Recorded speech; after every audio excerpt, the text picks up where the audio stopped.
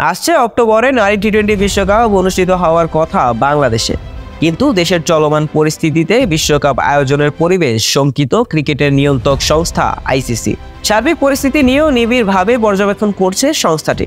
এমন পরিস্থিতিতে একটি মেজর টুর্নামেন্টের আয়োজন করতে পারা নতুন সরকারের জন্য সত্যিই বড় চ্যালেঞ্জ। ইতোমধ্যে সংযুক্ত আরব আমিরাত, ভারত ও শ্রীলঙ্কায় বিকল্প ভেন্যুর বিষয়ে ভাবতে শুরু করেছে। তবে বাংলাদেশেই নারী টি-20 বিশ্বকাপ আয়োজন নিয়ে আশার বাণী শুনিয়েছেন সরকারের উপদেষ্টা আসিফ মাহমুদ। তবে বাংলাদেশ টি-20 বিশ্বকাপ আয়োজনের পূর্বে কিছু বিষয় নিশ্চিত হতে চায় আইসিসি। দেশের আইন শৃঙ্খলা পরিস্থিতি স্বাভাবিক পর্যায়ে রাখা এবং ভ্রমণ নিষেধাজ্ঞা থাকা যাবে না।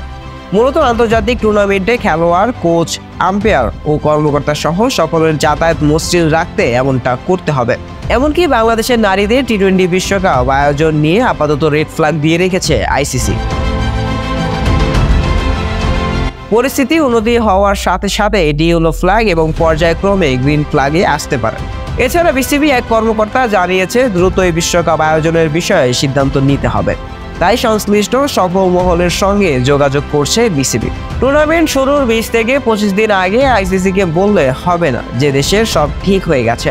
মিলিয়ন ডলারের আয়োজন, এটি হুট করে কিছু বলা যাবে না। দ্রুতই আমাদের সিদ্ধান্ত নিতে হবে। তারা এখনো বাংলাদেশের পরিস্থিতি নিয়ে দুশ্চিন্তায়। এদিকে শেষ মুহূর্তে ভেন্যুর পরিবর্তন করাও আইসিসির জন্য বড় ঝামেলা বলে মনে করছে বোর্ড কর্মকর্তারা।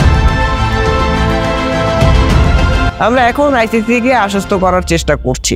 নতুন সরকার এসেছে, আশা করি কয়েকদিনের মধ্যে সব ঠিক হয়ে যাবে। কিন্তু তারা ভয় পাচ্ছে, কারণ দেশের আইন শৃঙ্খলা পরিস্থিতি ও পুলিশ এখনো স্বাভাবিক হতে পারেনি। স্বরাষ্ট্র মন্ত্রণালয়ের উপদেষ্টার সঙ্গেও কথা বলেছি বলে জানান বিসিবি বোর্ড পরিচালক।